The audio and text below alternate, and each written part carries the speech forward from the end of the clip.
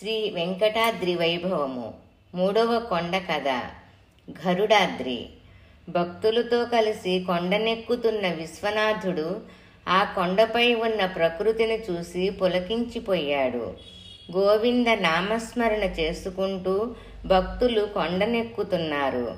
ఇలా కొంత దూరం ఎక్కగానే విశ్వనాథునికి ఒకచోట ఒక సాధువు కనిపించాడు. అతని చుట్టూ కొందరు భక్తులు కూర్చొని ఉన్నారు. ఆ సాధువు ఏదో చెబుతున్నాడు. భక్తులందరూ ఎంతో ఆసక్తిగా వింటున్నారు. విశ్వనాథుడు కూడా ఆ సాధువును సమీపించి ఆ భక్తుల చెంతనే కూర్చున్నాడు. ఆ సాధువు శ్రీనివాసుని దివ్యలీలల గురించి వర్ణిస్తున్నాడు. భక్తులతో ఇలా చెబుతున్నాడు. ఓ శ్రీనివాసుని ప్రియభక్తులారా, ఈ తిరుమల కొండ సృష్టిలో అత్యంత పవిత్రమైనది. ఈ కొండ ఎన్నో దివ్య నామములతో ప్రసిద్ధమై ఉన్నది. వైకుంఠములోని శ్రీమన్నారాయణుల వారి దివ్య క్రీడా ప్రదేశమే ఈ వెంకటాద్రి. శ్రీమన్నారాయణుల వారి ప్రథమ భక్తుడైన గరుత్మంతుల వారిచే శ్రీనివాసుని కోసమయ్యి వైకుంఠం నుంచి తీసుకురాబడినది కావున దీనిని గరుడాద్రి అని కూడా అంటారు. ఈ కొండలపై ఎన్నో దివ్య వృక్షాలున్నాయి. కేవలం దేవలోకాలలో మాత్రమే పుష్పించే పూల మొక్కలెన్నో ఉన్నాయి. శ్రీమన్నారాయణుల వారు ఇక్కడ శ్రీనివాసునిగా వెలిసినప్పుడు దేవతలందరూ పుష్పవృష్టి కురిపించారు. ఆ విధంగా ఇక్కడ పడిన దేవలోకపు పుష్పాలన్నీ తిరిగి పూల మొక్కలుగా మొలకెత్తి శ్రీనివాసుని పూజలో వినియోగింపబడుతున్నాయి. శ్రీమన్నారాయణుల వారు ఇక్కడ శ్రీనివాసునిగా వెలిసినప్పుడు దేవతలందరూ పుష్పవృష్టి కురిపించారు. ఆ విధంగా ఇక్కడ పడిన దేవలోకపు పుష్పాలన్నీ తిరిగి పూల మొక్కలుగా మొలకెత్తి శ్రీనివాసుని పూజలో వినియోగింపబడుతున్నాయి. శ్రీమన్నారాయణుని నిత్య పుష్పాలంకరణలో పాల్గొనే ఆ పుష్పాలు తమ అదృష్టానికి మురిసిపోతున్నాయి. అద్భుతమైన ఆ పూల మొక్కలకు నిలయమైనందువలన ఈ కొండను పుష్పాద్రి అని కూడా అంటారు అని చెప్పాడు ఆ సాధువు. ఆ సాధువు శ్రీమన్నారాయణుల వారి లీలలను, వెంకటాద్రి విశేషాలను ఈ విధంగా వివరిస్తుండగా అక్కడ కూర్చొని ఉన్న భక్తులందరూ ఎంతో ఆనందంతో వింటున్నారు. ఇంతలో ఒక ఆశ్చర్యకరమైన విషయం జరిగింది. ఎక్కడ నుంచి వచ్చిందో కాని ఒక నాగుపాము అక్కడికి వచ్చి పడగనెత్తి భక్తుల ప్రక్కగా ఆగింది. దానిని చూసి భక్తులందరూ భయపడగా ఆ సాధువు వారితో, నాయనలారా, ఈ సర్పము మిమ్మలను ఏమీ చెయ్యజాలదు.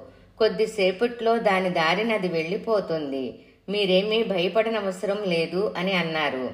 విశ్వనాథుడు కూడా ఆ పాము అక్కడ మనుషులెవ్వరూ లేరన్నట్లుగా పడగనెత్తి ప్రశాంతంగా ఉండడం చూసి ఆశ్చర్యపోయాడు. ఆ సాధువు తిరిగి భక్తులకు వెంకటాద్రి విశేషాలను గురించి ఇలా చెప్పసాగాడు. ఓ భక్తులారా, ఈ కొండపై గల జంతువులన్నీ తమ సహజ గుణాలను మరిచి సాధు స్వభావంతో సంచరిస్తాయి. ఇక్కడ జన్మించే ప్రతి జంతువు శ్రీమన్నారాయణుని సేవకై జన్మించినవే. ఈ కొండపై గల ప్రతి జీవికి క్రిందట జన్మలో ఆ శ్రీనివాసునితో ఏదో బంధం ఉండి తీరుతుంది. అందువలననే ఈ పవిత్ర కొండపై వారు జన్మించటం జరుగుతుంది. ఆ విధంగానే ఈ సర్పానికి కూడా ఏదో విశేషం తప్పక ఉండి ఉంటుంది. ఈ కొండపై అడుగుపెట్టే అదృష్టం గల మీరందరూ ఎంతో పుణ్యజీవులు. అడుగుపెట్టిన తక్షణమే సర్వ ఐశ్వర్యాలను అనుగ్రహించేది కాబట్టి ఈ కొండకు ఐశ్వర్యార్థి అని కూడా పేరు కలదు. పూర్వకాలములో ఆనందేశ్వరుడు అనే మహర్షి ఉండేవారు. అతడు శ్రీమన్నారాయణుల వారికి ప్రియభక్తుడయ్యి ఆ స్వామిని త్రేతాయుగపు శ్రీరామచంద్రుని రూపములో దర్శించాలని తలచి ఈ కొండపై అనేక సంవత్సరాలు ఘోర తపస్సు చేశాడు. అప్పుడు శ్రీమన్నారాయణుల వారు అతని తపస్సుకు ఆనందపడి సీతా లక్ష్మణ హనుమత్ సమేతంగా శ్రీరామచంద్రునిగా దర్శనమిచ్చారు. నాయనా, నీ భక్తికి మెచ్చాను. నీకేం వరం కావాలో కోరుకో అన్నాడు. అప్పుడు ఆ మునీశ్వరుడు, ఓ ఓ శ్రీమన్నారాయణుడా, ఆర్తజన రక్షక, ఆపద్బాంధవ, నీకివే నా నమస్కారములు. ఓ ఆంజనేయ, నీకివే నా ప్రణామములు. ఓ జగన్మాత, సీతమ్మ తల్లి, నీకివే నా నమస్కారములు. ఓ లక్ష్మణ, నీకివే నా ప్రణామములు. మీ అందరి దర్శన భాగ్యంచే నా జన్మ ధన్యమైనది. నాకు వేరే ఇంకేమి కావాలి చెప్పండి. ఓ శ్రీమన్నారాయణ, శ్రీరామచంద్రునిగా నిన్ను చూడాలని తలచిన నా కోరిక తీరింది. ఓ శ్రీమన్నారాయణ, శ్రీరామచంద్రునిగా నిన్ను చూడాలని తలచిన నా కోరిక తీరింది. నాకు ఇంకా ఏ కోరికలు లేవు అన్నాడు. అప్పుడు శ్రీరామచంద్రుడు ఆ మునీశ్వరునితో, నాయనా, నీ భక్తికి ఎంతో సంతోషం. ఇప్పటి నుంచి ఈ కొండ నీ పేరుపై అనంతాద్రి ఇప్పటి నుంచి ఈ కొండ నీ పేరుపై ఆనందాద్రి అని పిలువబడుతుంది. ఆనందాద్రి అని కూడా పిలువబడుతుంది అని చెప్పి అంతర్ధానమైనాడు. సాధువు ఈ సంగతి చెప్తుండగా ఒక ముంగిస కూడా వచ్చి పక్కనే కూర్చున్నది. దగ్గరలోనే పాము ఉన్నప్పటికీ ఒకదాని ధ్యాస మరొక దానికి లేనట్లుగా ఉన్నాయి. సాధువు చెప్పిన ఆ నందేశ్వరిని కథ మొత్తం ఆ రెండు కూడా విని కథ పూర్తి కాగానే తమ దారిన తాము వెళ్ళిపోయాయి. భక్తులందరూ ఇదంతా చూసి ఎంతో ఆశ్చర్యపోయారు. అప్పుడు ఆ సాధువు భక్తులతో, మీరు చూసిన ఆ పాము ముంగిస కిందటి జన్మలో భార్యాభర్తలుగా జన్మించారు. వైష్ణవ కుటుంబంలో జన్మించడం చేత పుట్టుకతోనే వీరిద్దరికీ శ్రీమన్నారాయణుల వారిపై ఎంతో భక్తి కలిగింది. ఎప్పుడూ హరినామ స్మరణంలోనే కాలం గడిపేవారు. కానీ కొడుకు పెద్దవాడయ్యాక ఇద్దరికీ ఏమాత్రం పడేది కాదు. ప్రతి విషయంలోనూ భేదాభిప్రాయాలు వచ్చేవి. ప్రతి చిన్న విషయానికి దంపతులిద్దరూ ఎంతగానో వాదించుకొని బద్ధ శత్రువుల వలె కోపం తెచ్చుకునేవారు. ఎన్నో దుర్భిషాలాడుకునేవారు. ఇదంతా భరించలేక కుమారుడు వివాహం అవగానే వేరే కాపురం పెట్టాడు. ఆ దంపతులిద్దరి మధ్య అఘాతం ఇంకా పెరిగి కలిసి ఉన్నప్పటికీ ఒకరి ముఖం ఒకరు చూసుకునేవారు కాదు. అయినా హరిభక్తిని మాత్రం విడనాడలేదు. ఆ ఊరి దేవాలయములో ఉత్సవాలు జరిగినప్పుడు ఇద్దరూ కలిసి వెళ్లకుండా వేరు సమయాలలో వెళ్లి స్వామిని దర్శించుకునేవారు అని చెప్పి సాధువు ఇంకా ఇలా చెప్పసాగాడు. ఓ భక్తులారా, ఇంతకు ముందు మీరు చూసిన పాము ముంగిస వీరే. పూర్వజన్మ శత్రుత్వం కారణంగా ఈ జన్మలో వైరీజాతులైన సర్పము ముంగిసులుగా జన్మించారు. అయితే కిందటి జన్మలో శ్రీమన్నారాయణుల వారిని అనేక విధాల సేవించడం చేత ఈ జన్మలో ఈ పవిత్ర తిరుమల కొండపై జన్మించే భాగ్యం కలిగింది. ఈ పవిత్ర కొండపై జన్మించటం చేత సహజ వైరత్వాన్ని కూడా మరిచి ఎవరి దారిన వారు తిరుగుతున్నారు. శ్రీమన్నారాయణుల వారిపై ఎంతో భక్తి కలవారగుట వలన ఆ స్వామి లీలలను విందామని ఇక్కడికి వచ్చారు అని చెప్పాడు. ఈ విషయానికి విశ్వనాథునితో సహా భక్తులందరూ ఎంతో ఆశ్చర్యపోయారు. ఈ పవిత్ర తిరుమల కొండ ఇంకా ఎన్నో అద్భుతాలను నెలవో కదా అని తలిచారు. ఈ పవిత్ర తిరుమల కొండ ఇంకా ఎన్ని అద్భుతాలకు ఎన్నున్నాయో అని అర్థం అన్నమాట. అద్భుతాలకు నెలవో కదా అని తలిచారు. ఇంతలో చీకటి పడింది. ఆ రాత్రికి అందరూ అక్కడే విశ్రమించారు. పక్కనే ఉన్న పండ్ల చెట్ల నుంచి మధురమైన ఫలములను కోసుకొని శ్రీనివాసుని ప్రసాదంగా భావించి కనులు కద్దుకొని ఆరగించారు. విశ్వనాథుడు కూడా వారితో పాటు కొన్ని ఫలాలను తీసుకున్నాడు. సాక్షాత్తు శ్రీమన్నారాయణుని దివ్యధామమైన వెంకటాద్రిపై కాసిన పండ్లు కాబట్టి ఎంతో మధురంగా ఉన్నాయి. అటు తర్వాత అందరూ నిద్రకు ఉపక్రమించారు. తెల్లవారుజామున బ్రహ్మీ ముహూర్తంలో విశ్వనాథునికి మెలకువ వచ్చింది. ప్రకృతి అంతా ఎంతో ప్రశాంతంగా ఉంది. విశ్వనాథుడు కనులు మూసుకొని ధ్యానం చేయసాగాడు. అద్భుతం! ఆ కొండలపై నుంచి ఓంకారనాదం స్పష్టంగా చెవులకు వినిపించసాగింది. ఆ అద్భుత ప్రణవనాదంతో విశ్వనాథుని శరీరమంతా పులకించింది. సాక్షాత్తు ప్రణవ స్వరూపుడైన పరబ్రహ్మమూర్తి శ్రీమన్నారాయణుల వారే ఈ కొండపై కొలువుండటం చేత ఈ తిరుమల కొండలన్నీ ఎల్లవేళలా ప్రణవనాదంతో ప్రతిధ్వనిస్తుంటాయి. బ్రహ్మ ముహూర్త సమయములో కనులు మూసుకొని ధ్యానం చేస్తే ఓంకారనాదాన్ని స్పష్టంగా వినవచ్చును. పూర్వకాలంలో ఒకసారి అష్టదిక్పాలకులు నవగ్రహ దేవతలు శ్రీనివాసుని దర్శనార్థమయ్యి మానవ రూపం ధరించి కొండనెక్కసాగారు. కొండపై గల అద్భుత ప్రకృతి సౌందర్యాన్ని తిలకిస్తూ కొండనెక్కుతున్న వారికి కొంత దూరం ఎక్కిన తర్వాత కాలిబాటకు అడ్డంగా పడి ఉన్న ఒక మొక్క కనిపించింది. అంతకు ముందు రాత్రికి కురిసిన భారీ వర్షానికి ఆ మొక్క ఎక్కడి నుంచో వచ్చి ఇక్కడ పడినట్లు వారు తలిచారు. వారందరిలో ముందుగా నడుస్తున్న ఇంద్రుడు ఆ మొక్కను చూసి కాలితో దాటడం ఇష్టం లేక చేత్తో తీసి పక్కన పడవేయాలని ప్రయత్నించాడు. కానీ ఆశ్చర్యం, ఆ మొక్క ఒక్క అంగుళమైన కదలలేదు. ఇంద్రునికి ఆశ్చర్యమేసింది.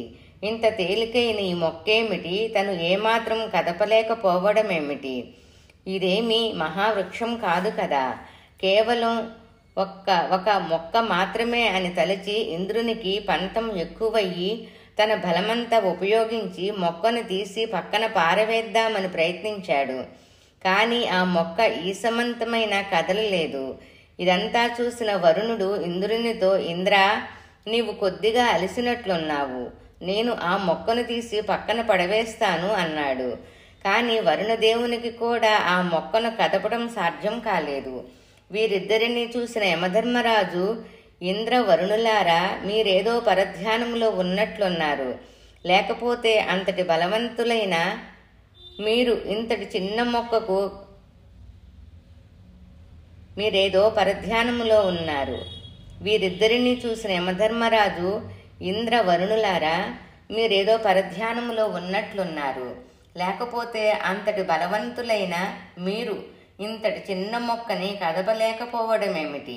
నేను దానిని ఎలా తీసివేస్తానో చూడండి అని సృష్టిలో ఎంతటి వారైనా నా ముందు లొంగిపోవలసిందే కదా అని ఆ మొక్కను తీసి పడవేయడానికై ముందుకు వచ్చాడు. కానీ ఎంత ప్రయత్నించినా ఆ మొక్కను యమధర్మరాజు కొంచెం కూడా కదపలేకపోయాడు. యమధర్మరాజుకు ఆశ్చర్యం వేసింది. ఇదేదో సామాన్యమైన మొక్క వలె లేదు, ఏ దేవతాలోకపు మొక్కయో అయ్యి ఉండాలి అని తలిచాడు. తర్వాత అగ్నిదేవుడు కూడా ఇదే విధంగా ప్రయత్నించి విఫలమయ్యాడు. వెనకనే ఉండి ఇదంతా గమనిస్తున్న వాయుదేవునికి ఎంతో ఆశ్చర్యం వేసింది. దిక్పాలకులు సైతం ఇంత చిన్న మొక్కను కదపలేకపోవడమేమిటి అని తలచి వారితో ఇలా అన్నాడు, ఈ మొక్కలో ఏదో విశేషమున్నట్లుంది, అందువలననే మీరెవ్వరూ కదపలేకున్నారు. కానీ నా బలం మీకు తెలియదు. నేను ప్రచండ రూపములో విజృంభిస్తే మహావృక్షాలే కూకటి వేళ్లతో సహా లేచిపోయి యోజనాలు దాటి విసిరివేయబడతాయి. ఇంత చిన్న మొక్క నాకు ఒక లెక్క అని అంటూ ఆ మొక్కను ఒక చేత్తో లేపబోయాడు. కానీ ఆ మొక్క ఏమాత్రం కదలలేదు. వాయుదేవునిలో పంతం ఎక్కువైంది. తన వేగాన్ని ఎంతో పెంచాడు. చుట్టుపక్కల ఉన్న చెట్లులన్నీ ఆ ప్రచండ వాయువేగానికి ఊగిపోసాగాయి. కానీ ఆ మొక్క మాత్రం ఏమాత్రం కదలలేదు. వాయుదేవునికి ఆశ్చర్యం కలిగింది. ఆ విధంగా అష్టదిక్పాలకులలో మిగిలిన వారందరూ కూడా ప్రయత్నించారు. ఎవరి వలన కాలేదు. అటు తర్వాత ఆది వ్యాధి నవగ్రహ దేవతలందరూ కూడా ప్రయత్నించారు. కానీ ఆ మొక్కను ఏమాత్రం కదపలేకపోయారు. వీరందరూ ఇలా ప్రయత్నిస్తుండగా సామాన్య భక్తులు కొందరు ఇవేమీ తమకు పట్టవన్నట్టుగా ఆ మొక్కను దాటి తమ దారిన తాము కొండనెక్కి వెళ్ళిపోతున్నారు. అయితే కొంచెం దూరంగా ఇదంతా గమనిస్తున్న కృష్ణశర్మ అనే భక్తునికి ఆశ్చర్యం వేసింది. కృష్ణశర్మకు అష్టదిక్పాలకులు నవగ్రహ దేవతలు సామాన్య భక్తుల రూపంలోనే కనిపిస్తున్నారు. ఇంతమంది ఒక మొక్కను ఎందుకు కదపలేకపోతున్నారని ఆశ్చర్యం వేసింది. అష్టదిక్పాలకులు నవగ్రహ దేవతలు తమ ఓపిక నశించి పక్కనే కూర్చున్నారు. అప్పుడు కృష్ణశర్మ వడివడిగా నడుస్తూ వచ్చి ఒక్కసారి శ్రీనివాసుని మనసులో ధ్యానించి ఆ మొక్కను ఒక చేత్తో ఎత్తి దారి పక్కగా పడవేసి ముందుకు నడుచుకుంటూ వెళ్ళిపోయాడు. ఒక్కసారిగా జరిగిన ఈ పరిణామానికి అష్టదిక్పాలకులు, నవగ్రహ దేవతలు ఆశ్చర్యపోయారు. ఇంత శక్తి సంపన్నులమైన మేము ఈసుమంతైనను కదపలేకపోవడమేమిటి? అతి సామాన్యుడైన ఒక భక్తుడు అవలీలగా ఒక చేత్తో ఎత్తివేయడమేమిటి అని ఆశ్చర్యపోయారు.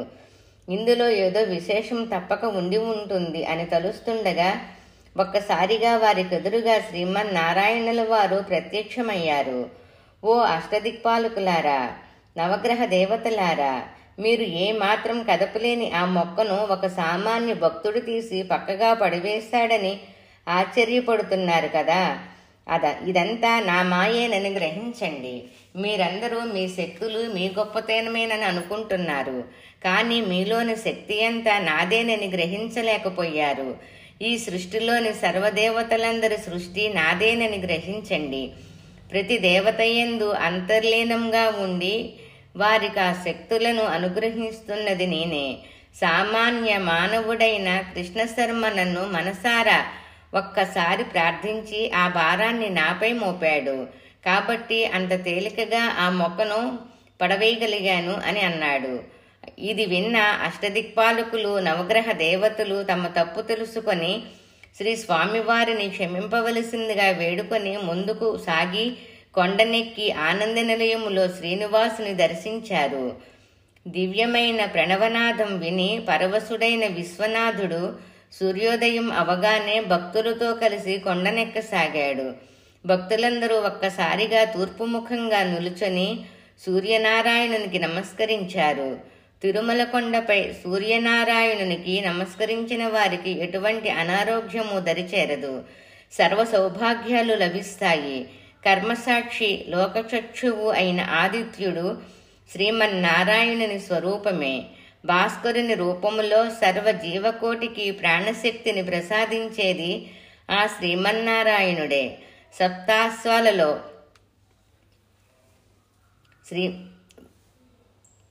సర్వ సౌభాగ్యాలు లభిస్తాయి. కర్మసాక్షి లోకచక్షువు అయిన ఆదిత్యుడు శ్రీమన్నారాయణుని స్వరూపమే. భాస్కరుని రూపములో సర్వ జీవకోటికి ప్రాణశక్తిని ప్రసాదించేది ఆ శ్రీమన్నారాయణుడే. సప్త అశ్వాలతో ఏకచక్ర రథంపై వేద స్వరూపుడయి ప్రయాణం సాగించే సూర్యభగవానుడు ఓం ప్రథమంగా తన కిరణ హస్తాలతో శ్రీవారి పాదాలు తాకి జగత్ ప్రయాణం సాగిస్తాడు. అంతటి దివ్యమూర్తి శ్రీ సూర్యనారాయణ భగవానునికి నమస్కరించి భక్తులందరూ కొండనెక్కడం కొనసాగించారు. కొండనెక్కుతున్న భక్తులలో వృద్ధులు, స్త్రీలు, పిల్లలు, నడివయసులు ఇలా అందరూ ఉన్నారు. ఏ మాత్రం అలసట లేకుండా శ్రీనివాసునే తలుచుకుంటూ ఎంతో ఆనందంగా కొండనెక్కసాగారు. పక్కన ఉన్న ప్రతి మొక్క, ప్రతి చెట్టు, ప్రతి రాయినందు ఆ శ్రీనివాసుని తేజస్సునే దర్శిస్తూ కొండనెక్కసాగారు. అలా కొంత దూరం వెళ్లేసరికి భక్తులకు ఎంతో తేజస్సుతో వెలిగిపోతున్న ఒక మహానుభావుడు కనిపించాడు. అతడు చూడటానికి సామాన్య భక్తుని వలె ఉన్న దివ్య తేజస్సుతో ప్రకాశిస్తున్నాడు. విశ్వనాథునితో సహా భక్తులందరూ అతని వద్దకు చేరి నమస్కరించారు. అప్పుడు ఆ మహానుభావుడు వీరితో, నాయనలారా, శ్రీనివాసుని ప్రియభక్తులారా, మిమ్మల్ని అందరినీ చూస్తుంటే నాకెంతో సంతోషం కలుగుతున్నది. శ్రీమన్నారాయణుని దర్శనార్థమై వెళుతున్న మీరందరూ ఎంతో అదృష్టవంతులు. ఎన్నో జన్మల పుణ్యఫలం చేత మీరీ కొండనెక్కగలుగుతున్నారు. ఈ కొండ నెక్కటంలో ఎన్నో దివ్య విశేషాలు దాగి ఉన్నాయి అని అన్నాడు. అప్పుడు ఆ భక్తులందరూ, స్వామి, తమరు సామాన్యుని వలె ఉన్నారు. ఏదో దివ్యలోకం నుంచి వచ్చిన మహాపురుషుని వలె ఉన్నారు. మా యందు దయ ఉంచి మాకు ఈ కొండల నెక్కటములో గల విశేషమును వివరించవలసింది అని అర్థించారు. అప్పుడు ఆ మహాపురుషుడు ఈ విధంగా చెప్పసాగాడు. ఓ శ్రీనివాసుని ప్రియభక్తులారా, ఈ సృష్టిలో వెంకటాద్రికి మించిన దివ్య ప్రదేశం మరొకటి లేదు. ఈ 7 కొండలు ఎక్కి శ్రీనివాసుని దర్శించటములో ఎన్నో దివ్య రహస్యాలు ఉన్నాయి. మానవ శరీరములో మూలాధార చక్రము, స్వాదిష్టాన చక్రము, మణిపూర చక్రము, అనాహత చక్రము, విశుద్ధ చక్రము, ఆజ్ఞాచక్రము, సహస్రార చక్రము అని 7 చక్రములు కలవు. మానవుడు ఒక్కొక్క చక్రంపై ధ్యానిస్తూ చివరకు సహస్రార చక్రాన్ని చేరగానే ఆత్మదర్శనం కలుగుతుంది. ఈ 7 కొండలు ఈ 7 చక్రాలకు సంకేతము. మొదటి కొండ మూలాధార చక్రము. మూలాధారము అంటే ఆశ్రయం ఇచ్చేది అని అర్థము. సృష్టిలోని సమస్త జీవకోటికి ఆశ్రయమిస్తున్నది ఆ పరంధాముడే, శ్రీమన్నారాయణుడే. ఈ చక్రాన్ని జయించిన వారికి అహంకారం తొలగుతుంది. మొదటి కొండ ఎక్కడం అంటే మీలోని అహంకారం జయించి శ్రీనివాసుని దర్శించే మార్గములో ఒక మెట్టు ముందుకు వెళ్ళడమే అని భావించాలి. ఇక రెండవది స్వాధిష్టాన చక్రము. ఇది అంతర్గత సంస్కారమునకు వేదిక వంటిది. ఈ చక్రాన్ని జయిస్తే ఇంద్రియాలన్నిటినీ జయించి తన అధీనంలోనికి తెచ్చుకున్నవాడవుతాడు. ఈ విధంగా ఆ పరబ్రహ్మమూర్తికి మరింత దగ్గరవుతాడు. మూలాధారానికి 2 అంగుళాల పైన మన శరీరములో వెన్నుపూస చివరగల త్రికోణాకార భాగమే ఈ చక్రము. అటు తర్వాతది మణిపూర చక్రము. మణి అంటే ప్రకాశించినది అని అర్థము. పురం అనగా నగరం.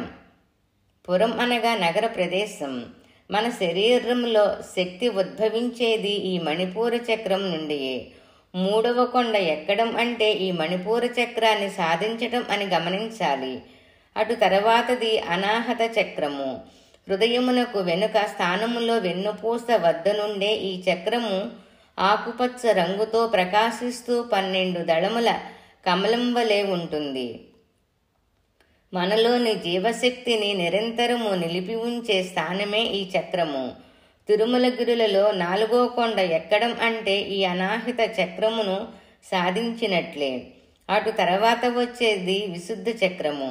సరస్వతీదేవికి స్థానమైన ఈ చక్రము మానవుడు తనను తాను శుద్ధి చేసుకునే చక్రముగా భావించాలి. 5వ కొండకు ప్రతీక అయిన ఈ విశుద్ధ చక్రమును జయించినవాడు కోరికలను జయించినవాడు అవుతాడు. భక్తులు 5వ కొండను ఎక్కగానే వారికి గల మోహము నశించి శ్రీమన్నారాయణుని ఎడల పరిపూర్ణ భక్తి ఏర్పడుతుంది. ఈ కొండనెక్కగానే ఆ పరబ్రహ్మమూర్తి దర్శనానికి అన్ని అడ్డంకులు తొలగిపోయినట్టే. ఈ చక్రం యొక్క ప్రదేశం కంఠం వెనుక గల వెన్నుపూస స్థానము అని చెప్పాడు.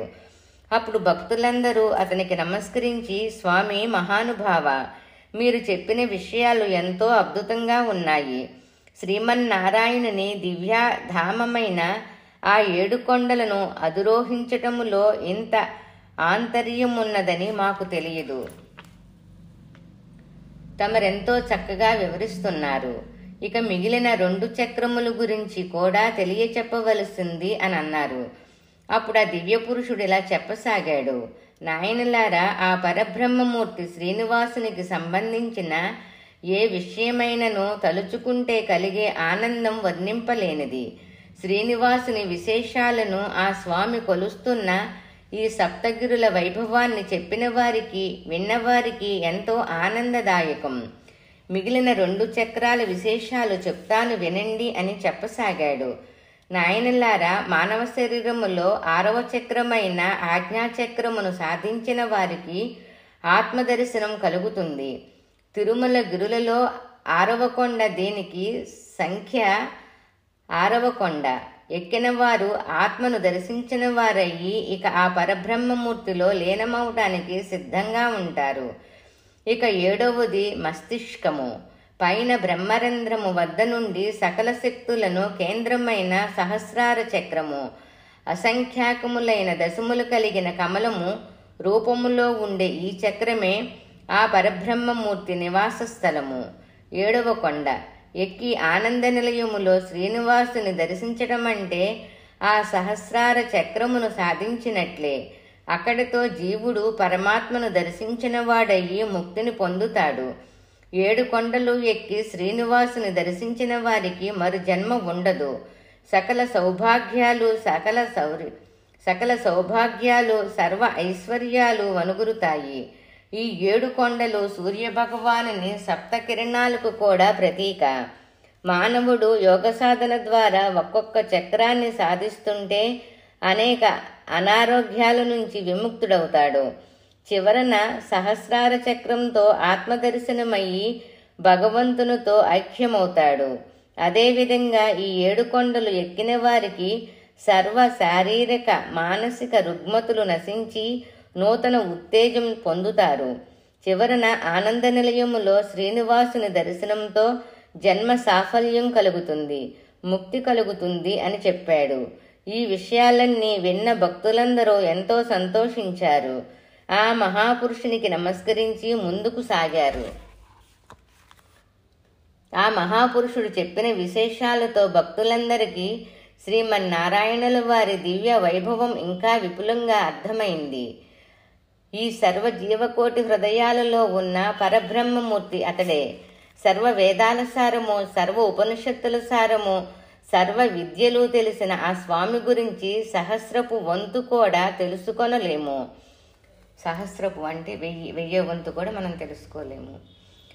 అత్యంత సూక్ష్మ జీవాలలో సూక్ష్మంగా ఉన్నది అతడే. ఈ విశ్వమంతా వ్యాపించి ఉన్నది అతడే. ఆ పరబ్రహ్మమూర్తి లేని ప్రదేశం లేదు, అతనికి తెలియని విషయం లేదు.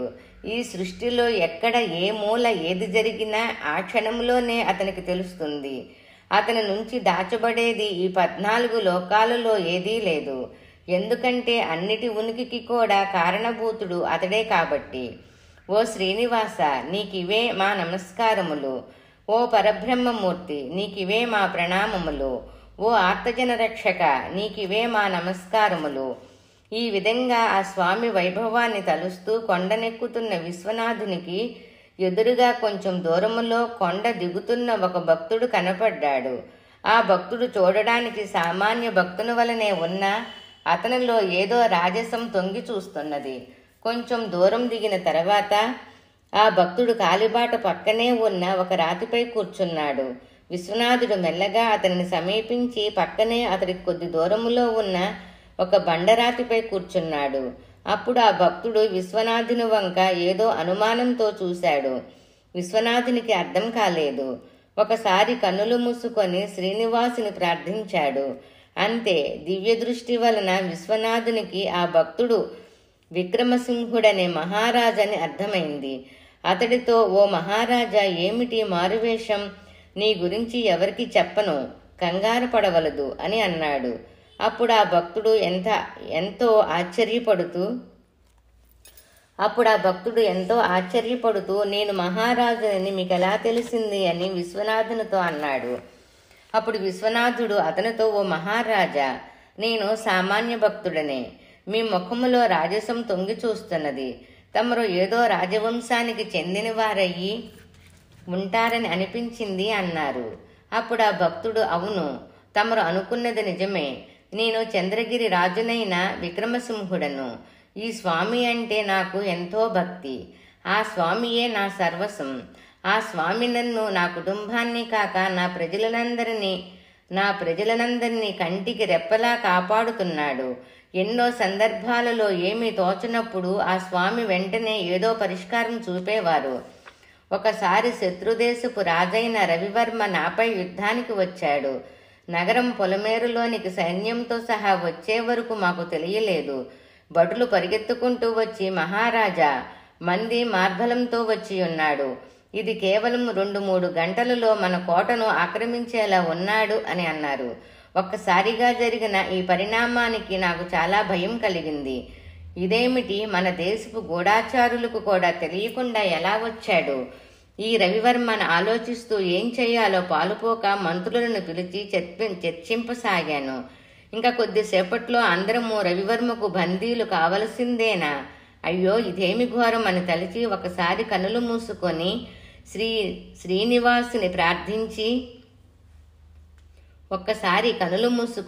ఆ శ్రీనివాసునే ప్రార్థించి తమను నీవే ఏదో విధంగా కాపాడవలసింది అని ప్రార్థించాను. మంత్రులతో కూర్చొని లొంగిపోక తప్పదని తలుస్తుండగా 1 గంట కాలం గడిచింది. అంతలో పరుగున 2 భటులు వచ్చి నాతో ఇలా చెప్పారు, మహారాజా, మీరు ఇక్కడ ఉన్నారా? ఇప్పుడే మేము మిమ్మలను రవివర్మ సైన్యాన్ని చీల్చి చెండాడుతుండగా చూశామే. చాలా ఆశ్చర్యంగా ఉన్నదే. మీ పరాక్రమానికి రవివర్మ ఓడిపోయి సైన్యంతో సహా వెనుకకు తిరిగి పారిపోయాడు కదా. మీరు ఇంత అద్భుతంగా యుద్ధం చేయటం మేమెన్నడూ చూడలేదు అని అన్నారు. అప్పుడు నాకు జరిగిన సంగతి అర్థమైంది. శ్రీమన్నారాయణుడే ఆ రూపంలో వచ్చి ఆ రవివర్మ సేవను ఆ రవిశర్మ సేనను అంటే సైన్యాన్ని ఓడించాడు. శ్రీమన్నారాయణుడే రాజులాగా వచ్చి ఆ సైన్యాన్ని ఓడించాడు. ఆహా శ్రీనివాస, ఎంతటి అమృతమూర్తివి తండ్రి! ఎంత పెద్ద ఆపద నుంచి నన్ను, నా దేశపు ప్రజలను కాపాడావు తండ్రి అని స్వామిని ఎన్నో విధాలా నమస్కరించాను అని విశ్వనాథునికి చెప్పాడు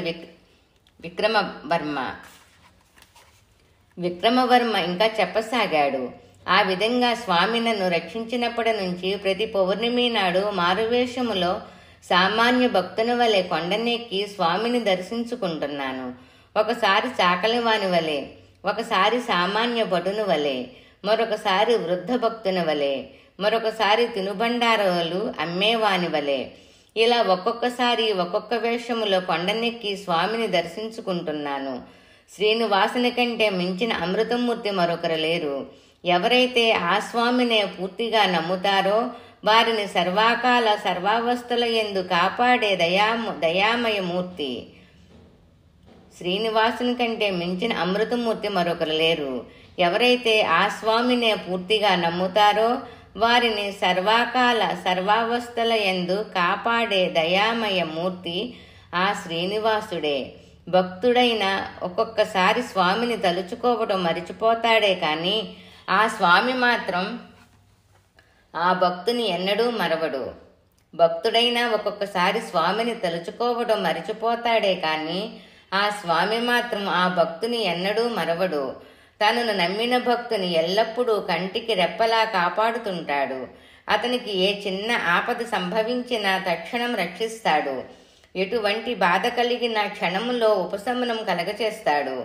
అయ్యో, రోజు నన్ను తలిచే భక్తుడు ఈ రోజు నన్ను తలవలేదు కదా, నేనెందుకు పట్టించుకోవడం అని ఎన్నడూ తలవడు. అయ్యో రోజు నన్ను తలిచే భక్తుడు ఈ రోజు నన్ను తలవలేదు కదా, నేనెందుకు పట్టించుకోవడం అని ఎన్నడూ అనుకోరు స్వామి. ఆ భక్తుని కాపాడడానికి క్షణములో వచ్చి రక్షిస్తాడు. ఆ స్వామికి కావలసింది అనన్య భక్తి, కేవలం ఏమాత్రం మలీనం లేని పవిత్ర భక్తి, అచంచల విశ్వాసంతో కూడిన భక్తి. అంతే తప్ప ధనధాన్యాలు, వజ్ర వైడూర్యాలు, మణిమాణిక్యాలు కాదు. స్వామినే పూర్తిగా నమ్మిన భక్తుడు ఈ చతుర్దశ భువనాలలో ఎక్కడ ఉన్నా సరే తక్షణం రక్షిస్తాడు. నిర్మలమైన మనసుతో అచంచలమైన విశ్వాసంతో పిలిస్తే చాలు, వెంటనే పలికే అమృతమూర్తి ఈ శ్రీనివాసుడు అని చెప్పాడు. అప్పుడు విశ్వనాథుడు విక్రమవర్మతో, మహారాజా, నీ భక్తి సామాన్యమైనది కాదు. అందుకే ఆ శ్రీనివాసుడు నిన్ను రవివర్మ నుంచి ఆ విధంగా రక్షించాడు. శ్రీనివాసుని మనసారా నమ్మిన వారికి ఎటువంటి ఆపదలు కలగవు అని చెప్పి విక్రమవర్మ వద్ద సెలవు తీసుకుని ముందుకు సాగాడు విశ్వనాథుడు. ఇంతలో తన పక్క నుంచి ఒక భక్తుల బృందం ఎంతో శ్రావ్యంగా పాడుతూ వెళ్లారు. శ్రీనివాసుని గుణగణాలను కీర్తిస్తూ పూర్తి తన్మయత్వంతో పాటలు పాడుకుంటూ కొండనెక్కుతున్న వారిని చూస్తే విశ్వనాథునికి ఎంతో ముచ్చట వేసింది. శ్రీమన్నారాయణుని గురించి తలుస్తూ తాము తలపై మోస్తున్న మూటల బరువు కూడా ఏమాత్రం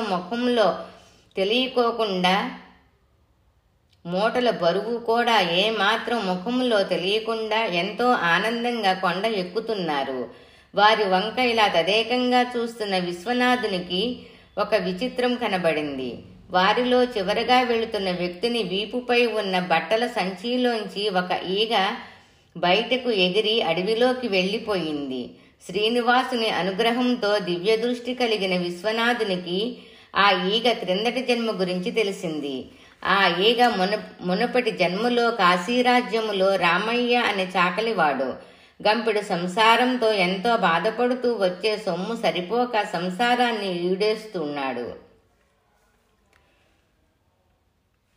ఈ ఈగ మునుపటి జన్మలో కాశీరాజ్యములో రామయ్య అనే చాకలివాడు.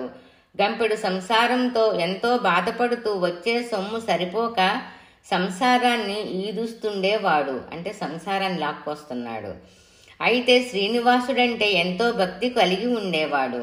ఆ ఊరిలో ఉండే శ్రీ వెంకటేశ్వర ఆలయానికి ప్రతి శనివారం వెళ్లి స్వామిని తప్పక దర్శించుకునేవాడు. ఆలయములో స్వామికి నిత్య పూజలు నిర్వర్తించే అర్చకుల ఇళ్లల్లో బట్టలు ఉతకడానికి ఏమాత్రం సొమ్ము తీసుకునేవాడు కాదు.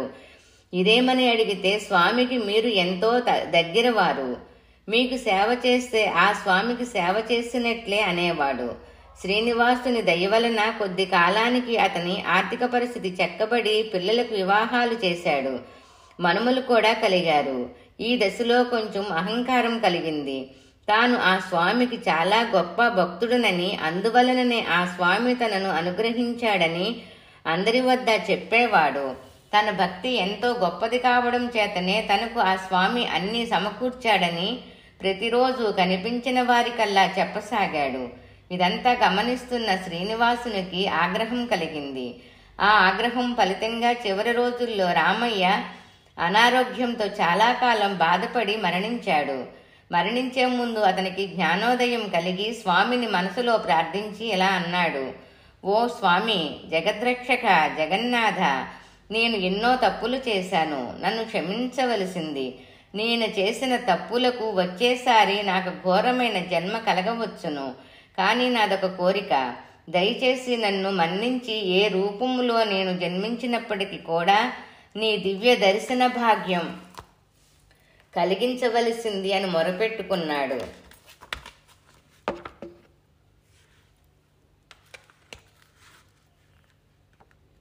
స్వామి, నేను చేసిన తప్పులకు వచ్చే జన్మలో నాకు ఘోరమైన జన్మ కలగవచ్చు. కానీ నాదొక చిన్న కోరిక, దయచేసి నన్ను మన్నించి ఏ రూపములో నేను జన్మించినప్పటికీ నేను నీ దివ్య దర్శన భాగ్యం కలిగించవలసింది అని మొరపెట్టుకున్నాడు. స్వామి దర్శనం కావాలని కోరుకున్నాడు.